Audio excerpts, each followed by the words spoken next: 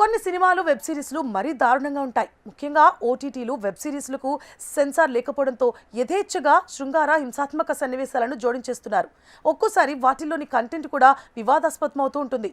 ఎంతలా అంటే వాటిని రిలీజ్ చేయకుండా బ్యాన్ చేసే అంతలా. ఇప్పుడు మనం మాట్లాడుకోబోయే సినిమా కూడా సేమ్ టు సేమ్ అలాంటిదే. కంటెంట్ పరంగా ఈ మూవీ చాలా వివాదాలను ఎదుర్కొంది. అయితే సెన్సార్ కట్ చేసి రిలీజ్ చేశారు.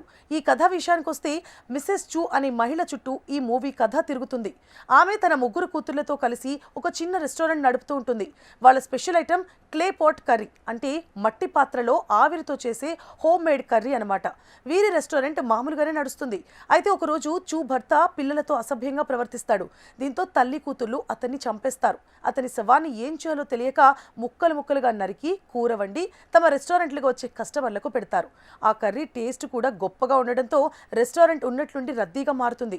వచ్చే వారందరూ మనిషి మాంసంతో చేసిన క్లే పాట్ కర్రీనే కావాలి అంటుంటారు. దీంతో మిస్సెస్ చూతో ఆమె కూతుళ్లు రోజు రాత్రిపూట మనుషులను ట్రాప్ చేసి చంపి కూర వండడం మొదలు పెడతారు. రాత్రి నైట్ క్లబ్లకు వెళ్లి మగవాళ్లను ముగ్గులోకి దింపి ఇంటికి తెచ్చి డ్రగ్స్ ఇచ్చి చంపేస్తూ ఉంటారు. మిస్సెస్ చూ ఆమె కూతుళ్లు ఆ తర్వాత ముక్కలు ముక్కలుగా కట్ చేసి కర్రీలో కలిపేస్తూ ఉంటారు. దీంతో మిస్సెస్ చూ రెస్టారెంట్ బాగా ఫేమస్ అవుతుంది. ఇదే క్రమంలో పక్క రెస్టారెంట్ ఓనర్స్ జెలసీతో రివెంజ్ ప్లాన్ చేస్తారు. ఫేమస్ మాస్టర్ చెఫ్ను పంపి చూ రెసిపీని చేయాలని ఆర్డర్ ఇస్తాడు. అతను రెస్టారెంట్కి రావడంతో మిస్సెస్ చూ కూతుర్లు మాత్రం ఏం మాట్లాడకుండా వాళ్ళని కూడా చంపేసి కర్రీలో వండేస్తారు. మరి మిస్సెస్ చూ ఆమె కూతుళ్ల ఆగడాలు ఆగాయా? పోలీసులు వీరిని పట్టుకున్నారా లేదా అన్న ప్రశ్నలకు సమాధానాలు తెలియాలంటే ఈ మూవీ చూడాల్సిందే. అత్యంత హింసాత్మక సన్నివేశాలతో సాగే ఈ మూవీ పేరు క్లే పాట్ కర్రీ కిల్లర్స్. ఇదొక మలేషియన్ క్రైమ్ థ్రిల్లర్ మూవీ.